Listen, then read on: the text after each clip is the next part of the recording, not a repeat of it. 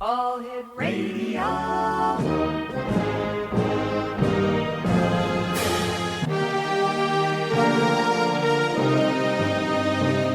Welcome to the X Zone, a place where fact is fiction and fiction is reality.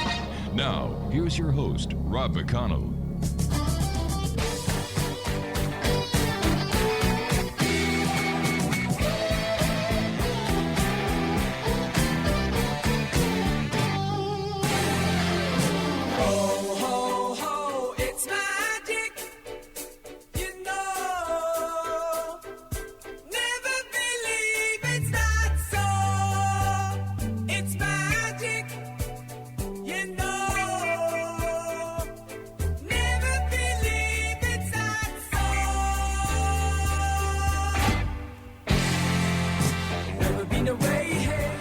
And welcome back to the X Zone, everyone. I am Rob McConnell. We're coming to you from our broadcast center and studios in Niagara, Ontario, Canada.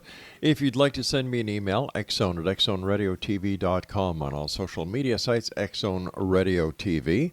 To find out about the programming that we have available for you 7/24/365 on the X Zone Broadcast Network, visit xzbn.net. And for the programming that we have on the X Zone TV channel, on Simul TV, visit www.simultv.com. And speaking about Simul TV, I'd like to welcome HD55 TV in Los Angeles, who are now getting the X Zone TV channel. And in India, the X Zone TV channel is now being seen by 10 million homes. So there you go. Thanks to you, the members of the X Zone Nation. We are continuing to grow. X Zone Nation, my guest this hour is Professor George SCHWIMMER, and after 30 years as a theater director and college professor, George turned into writing. He has written 22 books, several screenplays, and 3 stage plays, including The Legend of Lee Harvey Oswald. His book, Doppelganger, has received many 5-star reviews from both readers and reviewers in the U.S., Canada, and the United Kingdom. During the past 40 years, he has also been a metaphysician, practicing Reiki, past life therapy, and shamanic healing, including distant healing with considerable success. And his website is www.georgeschwimmer.com. And George, welcome to the X Zone. Hi, Rob. Good to be with you. Tell us about your book, Doppelganger.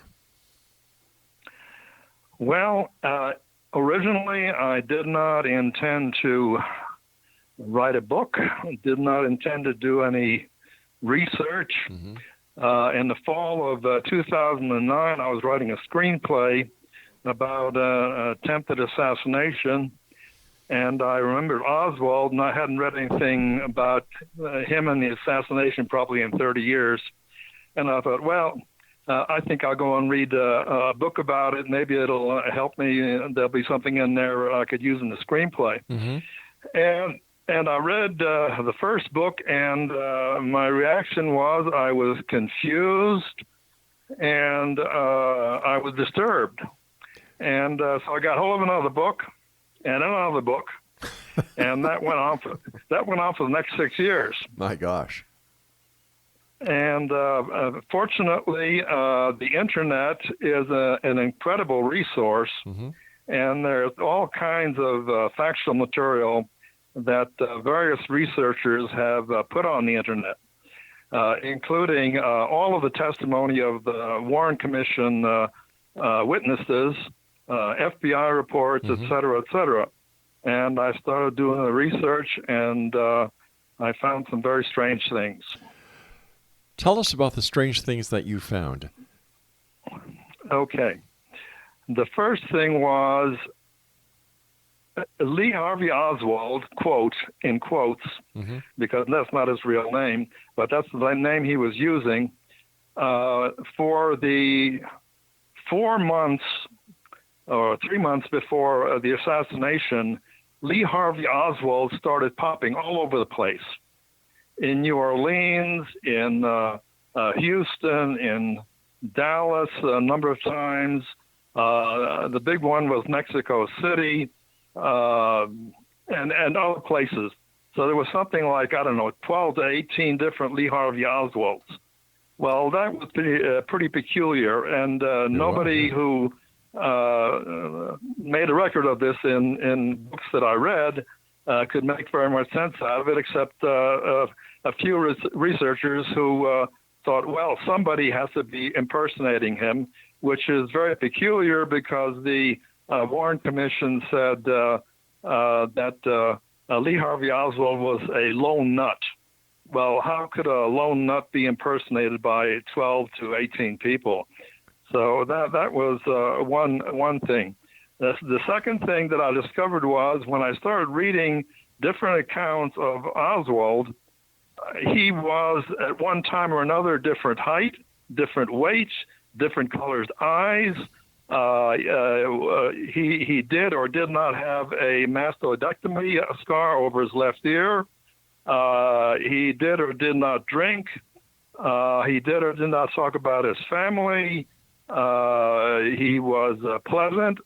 No, he wasn't. He was nasty.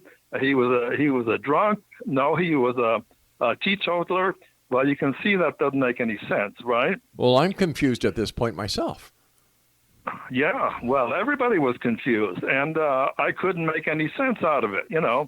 In fact, one of his ID cards shows the color of his eyes as hazel/blue. I've never seen anything like that before. You don't have to, I know there are a few people in the world that have two color eyes, right? But the autopsy of Oswald showed he had two blue eyes. He did not have a hazel eye. So finally, I came to the conclusion, okay, there's something fishy going on. And then eventually I ran across a little book called The Second Plot by an English writer. And his thesis was there were two plots. One was to kill Kennedy, and the other was to frame Oswald. And the light went on. I said, okay, now we start seeing there's something fishy going on. And then I ran across a book by a man named John Armstrong, and it was called Harvey and Lee. And he had done, I don't know how many years research, but the book is virtually an encyclopedia. It's over 1,000 pages long. And the pages are big and type is small, and just enormous amount of information. And it became very clear at this point that there were two people with the name Lee Harvey Oswald. And that's when things started to clear up a little bit. And eventually what I came to the conclusion was that there were two people, and the man who Jack Ruby murdered on November 24th was not Lee Harvey Oswald. He was an agent who had been recruited by the Office of Naval Intelligence, and they had sent him to Russia. And in Russia, he was run by the CIA, and he was brought back by the CIA in, I think it was 1962, in June of 1962. And up to that point, it was a complete legitimate intelligence operation. And apparently, both the fake Oswald, who I'll call Harvey from now on, okay, and the real Lee Oswald, who I'll call Lee, had been recruited, and this is a little bit strange, but they had somehow been recruited when they were about 11, 12 years old. And that seems peculiar until you start reading a few things about them. And one of them was that his uncle, the real Lee, was a member of the mob in New Orleans. He was close with Carlos Marcello, who was the mob boss in New Orleans. And this man, Dutz Moret, his daughter, Marilyn, was a CIA operative. And then his oldest brother had been had first been in the Marine Corps Reserve, and then he had dropped out and joined the Coast Guard, and he was working in Manhattan with the FBI and other intelligence agencies. And then his second oldest brother, Robert, had joined the Marines.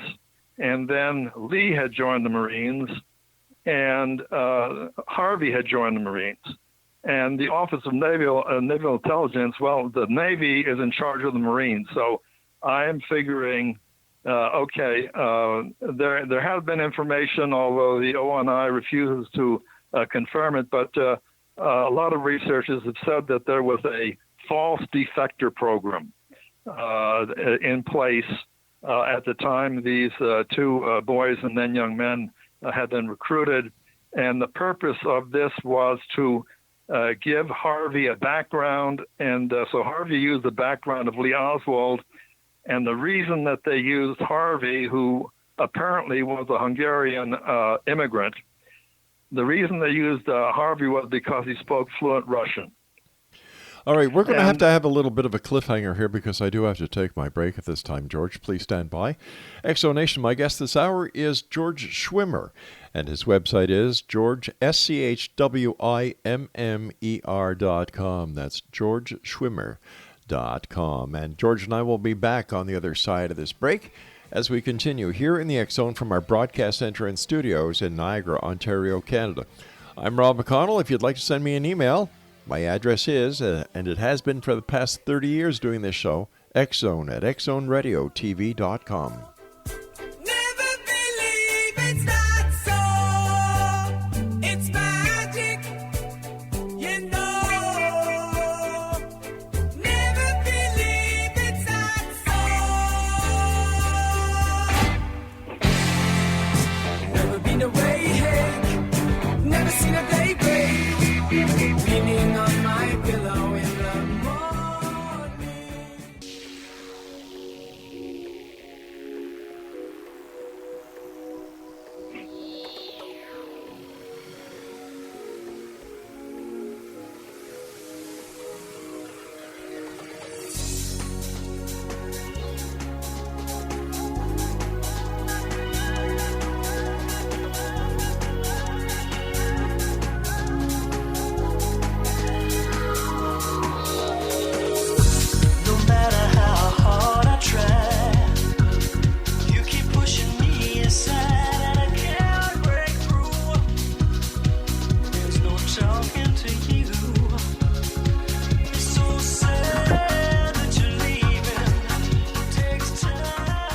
Welcome back, everyone. George Schwimmer is our special guest this hour. He's the author of Doppelganger, and his website is www.georgeschwimmer.com. George, before, in the previous segment, you were telling us that all these Lee Harvey Oswalds were popping up all over the place. And Yeah. were these the same two that we're talking about now? One called Harvey, and then there's Lee. Or are there more Lee Harvey Oswalds out there that we don't know about yet? Yeah. See, the assassination plot was run by the CIA, by not the CIA as an organization, but by rogue agents in the CIA. And one of the things that people don't really bring out, and I just want to mention here, is that an organization, an intelligence organization like the CIA, one of their main tools is confusion and disinformation, and of course any kind of lies. And in the case of Harvey, what is called a legend, and they invent this life story for this individual. Now, the reason they invented the life story for Harvey instead of just recruiting Lee was apparently because Harvey spoke fluent Russian. Now, one of the things that I eventually, in order to go and untangle this enormous mess, because there's about 5 different plots going on at the same time, one of the plots was, as I've mentioned, is having these 2 boys who grow up and both of them join the Marines and so on, and have their lives intertwined. And so, for example, the story of began in New Orleans with Lee, and Lee eventually came to New York City. At that point, Harvey was there, living in what's called Little Hungary, on the east side of New York. And so their lives from that point on were intertwined. And so they were always in the same city roughly at the same time. And so by the time that Harvey, when Harvey joined and Lee joined, they both joined about the same time, but apparently there were two sets of records. And the FBI wasn't able to go and destroy and hide all the records, and there's indications that they were at different places at different times. Lee went to Japan, and Harvey, after he was, and both of them were trained in radar. And Harvey, about a year after his basic training, was pulled out of the Marines and was trained by the CIA and maybe the ONI. But anyway, he was trained as a intelligence agent with the purpose of sending him to Russia as a false defector. And so they went along their course in the Marines until about the middle of 1958. And at that point, Lee came back from Japan and disappeared, and Harvey took his place. And of course, nobody knew this, but that's what happened. And then from that point on, Harvey started talking about, supporting Russia and supporting Castro and supposedly learning Russian, which is ridiculous because the Russian is one of the hardest languages to learn. And the idea that he was a high school dropout, he only had 2 years of high school, that a high school dropout is going to teach himself how to speak fluent Russian is nonsense. But that's what the Warren Commission claimed. And so this is how their lives became intertwined. Okay, so back to your question. So that was one stream of disinformation, is the quote Lee Harvey Oswald. Then the other, these imposters that showed up, the people who were running Harvey, his main handler was a man named David Atlee Phillips, and he was an expert at disinformation.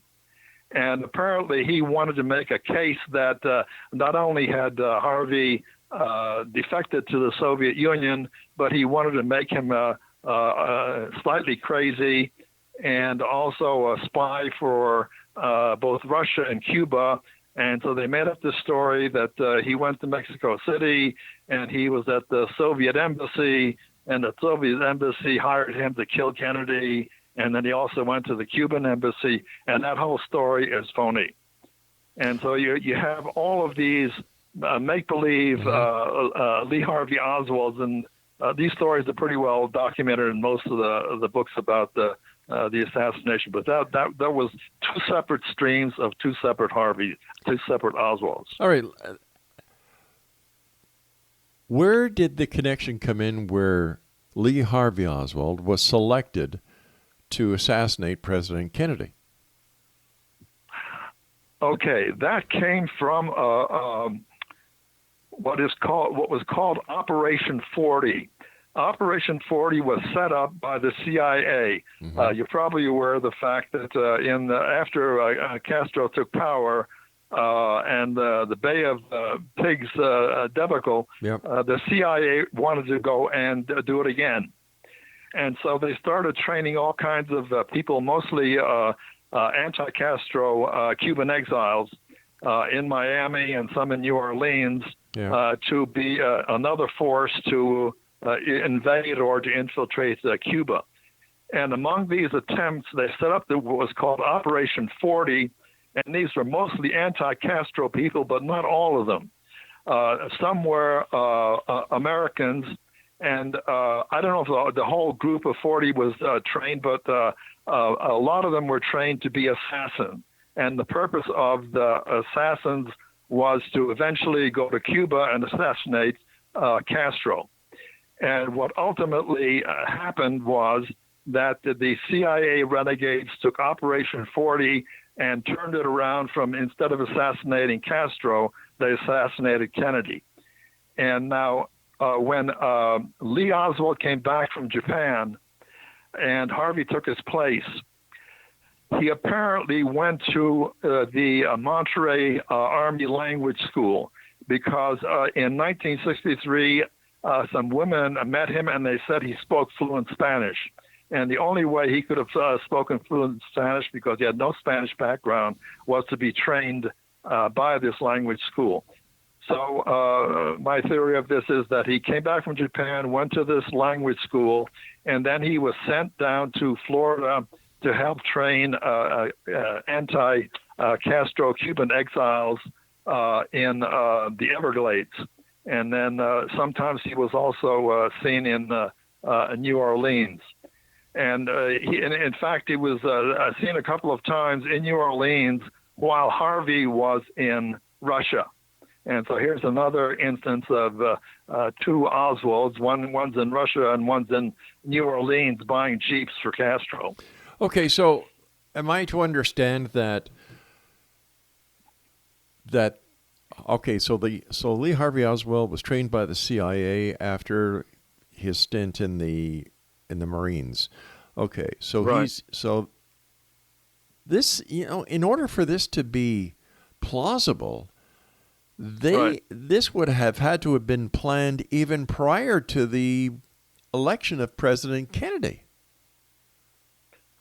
It probably was, but as I said to begin with, this was not planned and executed to assassinate Kennedy. The original plan was simply apparently Allen Dulles, who at that time I think was a deputy director of the CIA, and then later he became the director of the CIA.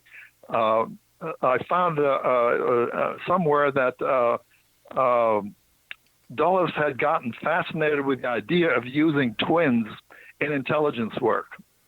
And I believe that this idea of two Lee Harvey Oswalds came out of that somehow or other. And so this was not, these two guys were not picked with the idea of Kennedy being assassinated. They were picked to go and do intelligence work.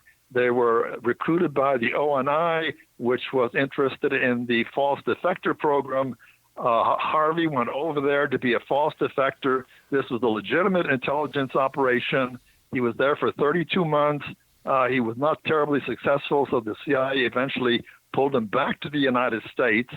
And until he came back in June of 1962, and until the end of April of 1963, he was still doing legitimate intelligence work. At this point, he was also an informant for the FBI, first in Dallas, and then he was sent to New Orleans, and then starting in New Orleans is when he started becoming what is called sheep-dipped. And Harvey went around stating his admiration for Fidel Castro. He was on radio, he was on TV, he was handing out leaflets in New Orleans and claiming to be this lover of Castro and setting up a branch of some pro-Castro organization in New Orleans. Okay, stand by, George. I've got to take my news break at the bottom of the hour. And Exonation, George Schwimmer and I will return on the other side of this news break as we continue here in the X Zone with yours truly, Rob McConnell, from our broadcast center and studios in Niagara, Ontario, Canada. You keep pushing me aside.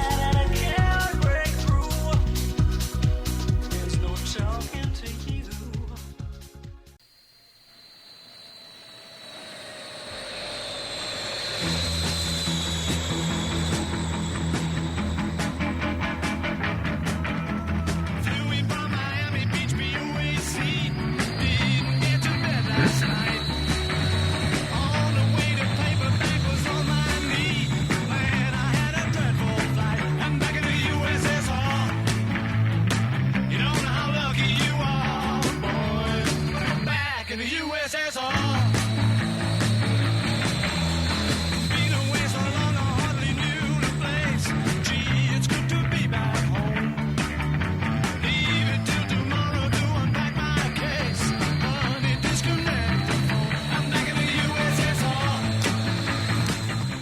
Welcome back, everyone. George Schwimmer is my special guest this hour, and we're talking about George's book entitled Doppelganger.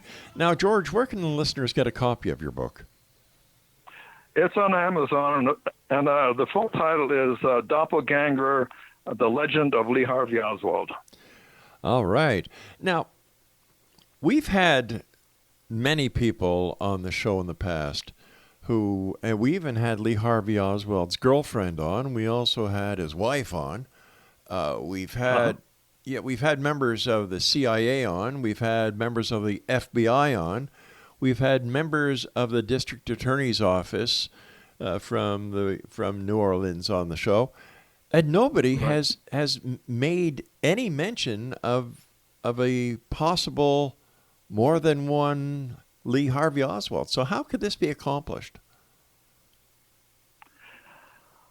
I don't know about the people that you've had on your show, but as I said, there are facts which have been published repeatedly over and over again about the differences in the records, in the physical description of Lee Harvey Oswald. Yeah. There was one by Jim Mars. You may be familiar with him. I know Jim. He was a long time. Yeah, I'm very familiar with Jim. I'm very familiar with Jim. He's been on long-time researcher. He had a paragraph in his book where he said that people who ran into Lee Harvey Oswald, in quotes, in 1962, 63, described him as unkempt, dirty, a swearing hard drinker. Mm-hmm. Well, everything we know about Harvey Oswald he was always neat. All of his photographs show him with a nice white shirt and a necktie and clean and shaven. He was known to be not be a person who swore. Mm-hmm. He was a teetotaler. And so you have these completely contradictory. How do you go and reconcile contradictions like that? How do you reconcile a guy who's 165 pounds one day and he's 132 pounds the next day? All right, let me ask you this. All right. How many different sources did you get that information from? Was it only from Jim Mars? Oh, no. I read 60 books, and they all, not only from the books, but the people who knew him. And, for example, now, I don't remember the guy's name. I didn't put his name in the book because it wasn't relevant. But one of his buddies, supposedly his buddies, quote, Lee Harvey Oswald in Japan, mm-hmm. Was interviewed. I can't remember the interviewer, somebody like Jim Mars. And he flatly said, the guy I knew in Japan was not the guy who Jack Ruby shot in the basement of the police station. Okay, now here, let me ask you this, okay? How could this be perpetrated on national television when the chain of custody and the identification of Lee Harvey Oswald was confirmed by the CIA, by the FBI, and the murder was witnessed around the world? Okay. First of all, nobody knew then except the CIA and the ONI and the FBI maybe, nobody knew about the real Lee Harvey Oswald, the Oswald, okay? The only person that the world knew, mm-hmm. starting when he, quote, defected to Russia, which was in September of 1959, Harvey was the only person that anybody knew about that. So as far as, going from one to the other, there is a clear record of Harvey going to Russia, of Harvey being in Russia, of Harvey coming back with Marina in June, and of going to Fort Worth to stay with his brother and his so-called mother, who was another phony, and so on. So, I mean, that whole story, the legend, which I mentioned, mm-hmm. the term legend, is very clear. It was intended to be a legend. You weren't supposed to know about the original Lee Oswald. But with all the Okay? disinformation out there, how do we know that the information on the multiple Oswalds is true and not just fiction made up in order to sell books or to cast doubt into the government and the actual assassination of the president? Disinformation. How do we know? Because all of that information is in the Warren report. The IDs that I mentioned, the ID where he's got two different colored eyes, another ID where he is 5'11" and 145 pounds. That is all in the Warren Commission report. Then how come this hasn't come up before? If all this information that you're telling us tonight was in the Warren Commission, then how come the twin theory or multiple Lee Harvey Oswald theory hasn't come up before now? Oh, it came up before, but not the way that I'm describing it now.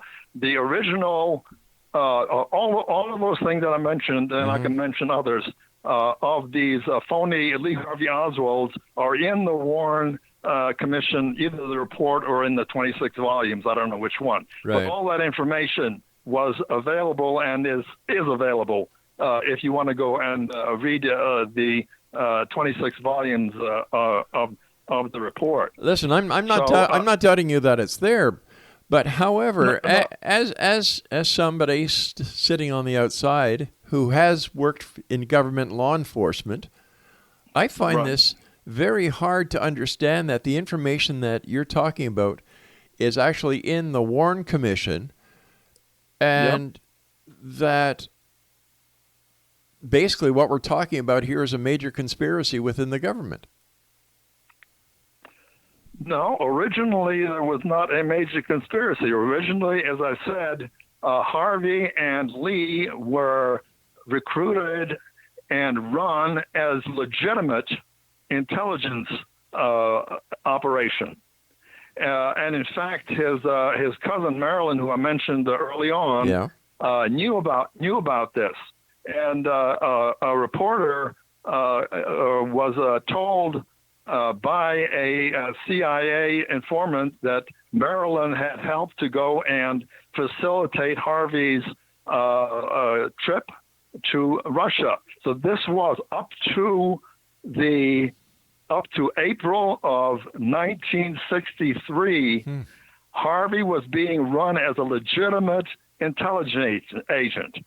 He was then sent to New Orleans with the idea, which I don't know if it was legitimate or not, but this is what he thought it was going to happen, that he was going to be sheep-dipped to be a Cuban sympathizer, a Castro sympathizer, and that he would eventually be sent to Cuba to try to assassinate Castro. So up to that point, and as far as Harvey knew, and as far as the world eventually knew, this was a legitimate intelligence operation. This was not an operation set up originally to kill President Kennedy.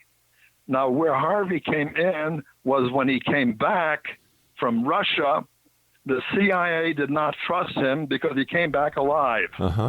And so they decided, apparently, that he was expendable. And the plot that they had come up with was that there would be a patsy. And the patsy everything would be dumped on the patsy. And in fact, there were originally 4 plots, apparently. I think this is according to Richard Case Nagel.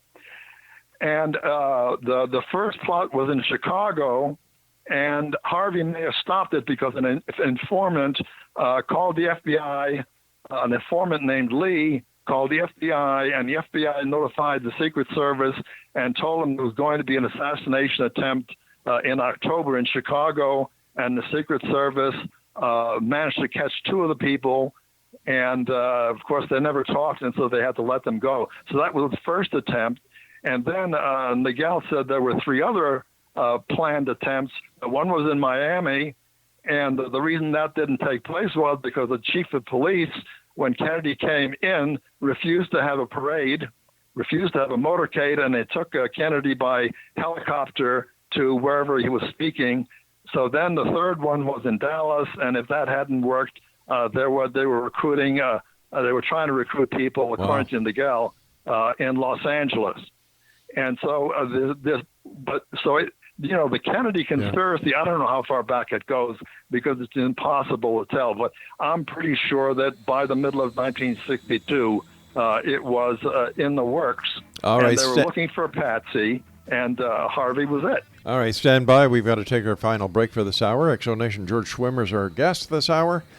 www.georgeschwimmer.com, and we'll be back wrapping up this hour here in the X Zone with yours truly, Rob McConnell, from our broadcast center and studios in Niagara, Ontario, Canada. This is a twist to the Kennedy assassination and Lee Harvey Oswald that, after doing this show for 30 years, I've never heard about. We'll be back. Don't go away.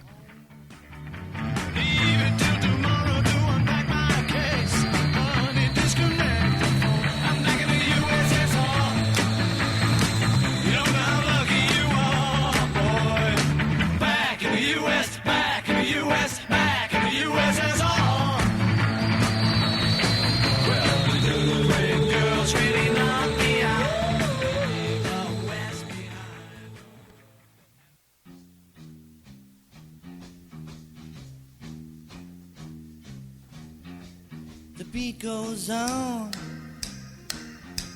The beat goes on. The drums keep pounding a rhythm to the brain. La-da-da-da-dee. La-da-da-da-da. The Charleston was once the rage,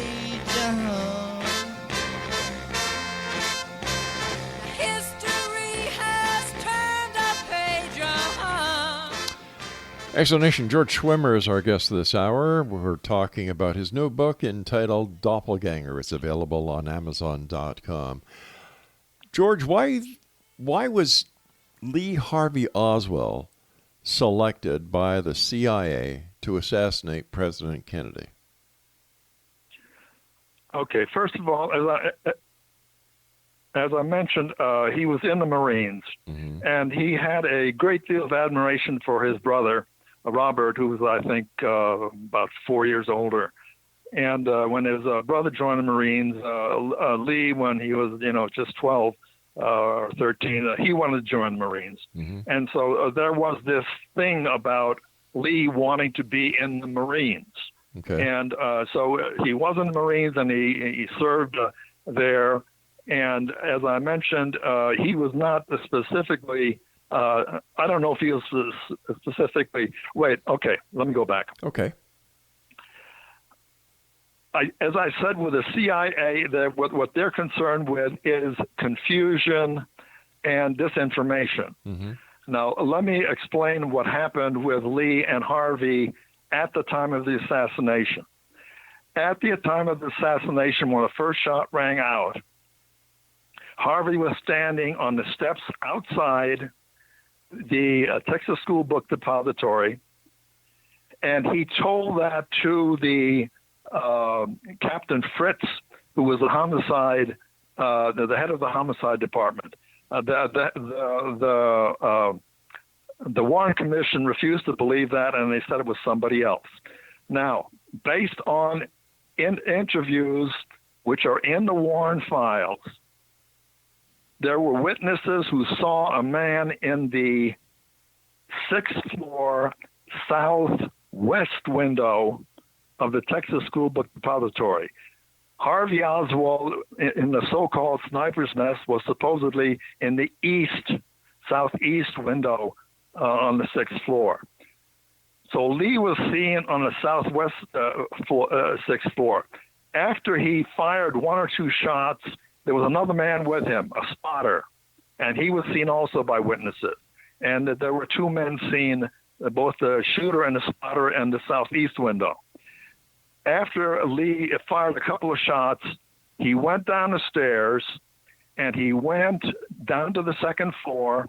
He went into the lunchroom of the 2nd floor lunchroom, bought a Coke, took the cap off the Coke, walked into a large office space, at which point he was seen by a lady named Mrs.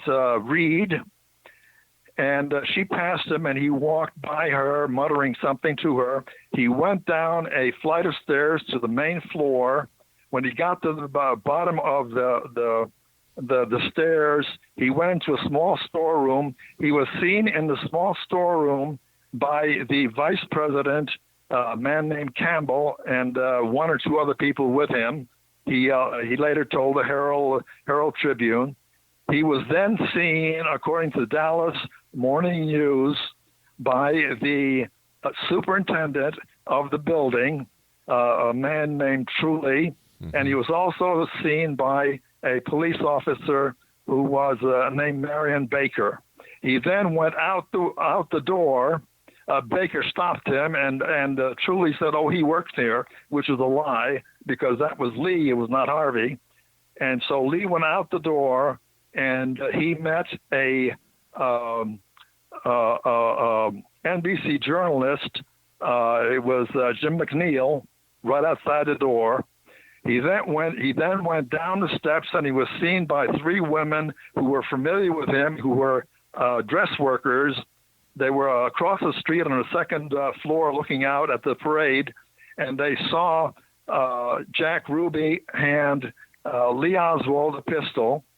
Jack Ruby walked away. Lee went somewhere for a few minutes, and then about 5 minutes later, he ran down a small incline of grass and jumped into a green Nash Rambler with a chrome rooftop and went roaring off to the Oak Cliff section, and there are 5 witnesses to that.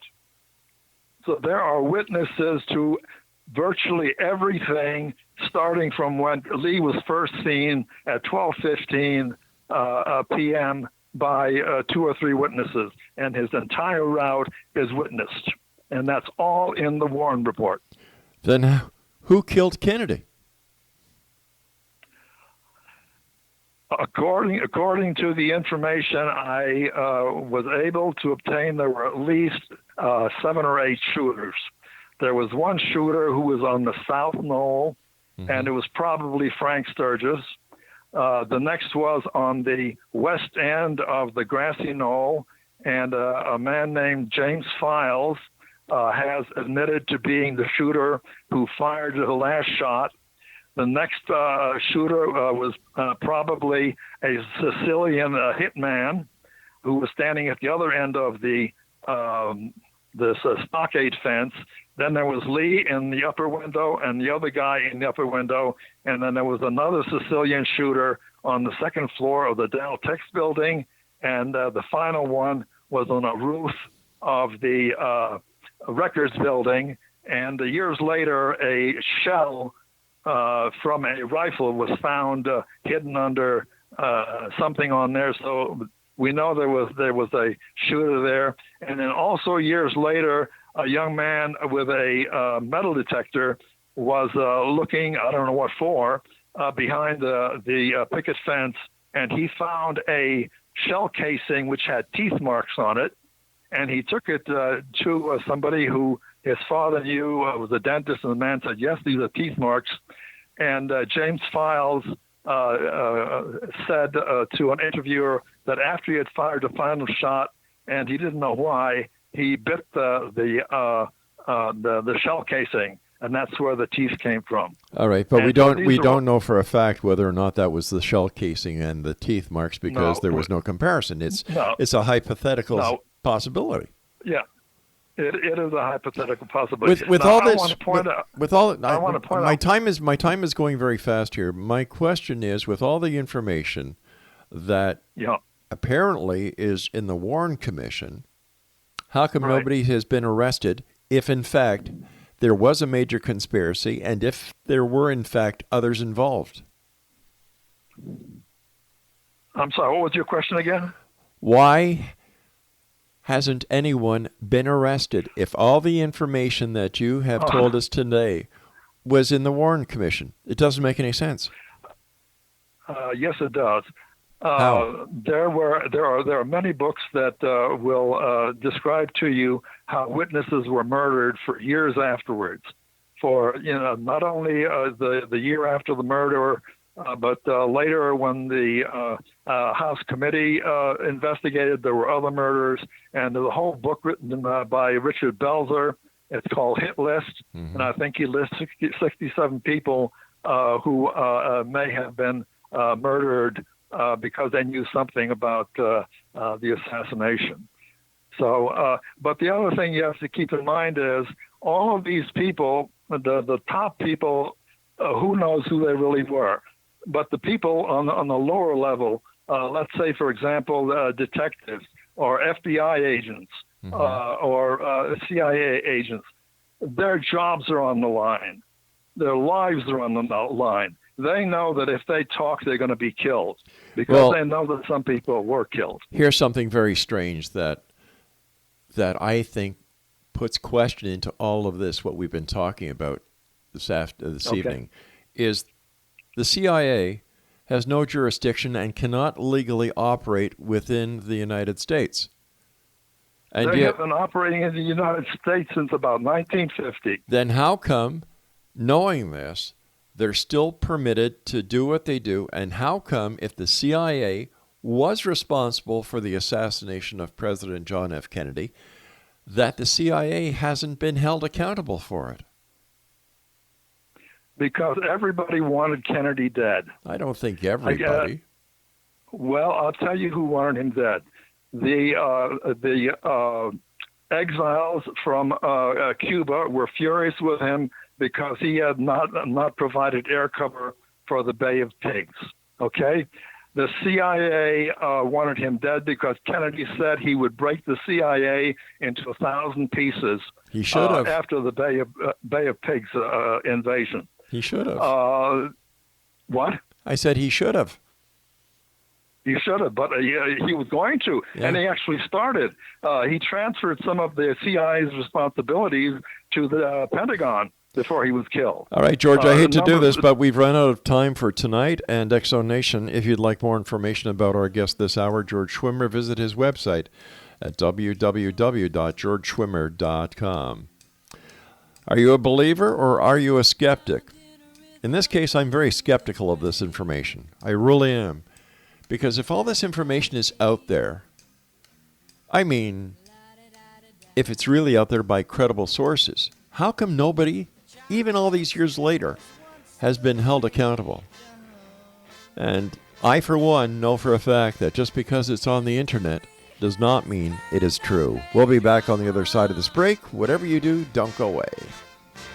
The mini skirts, the current thing. Teeny bopper is our newborn king. And the beat goes on. The beat goes on.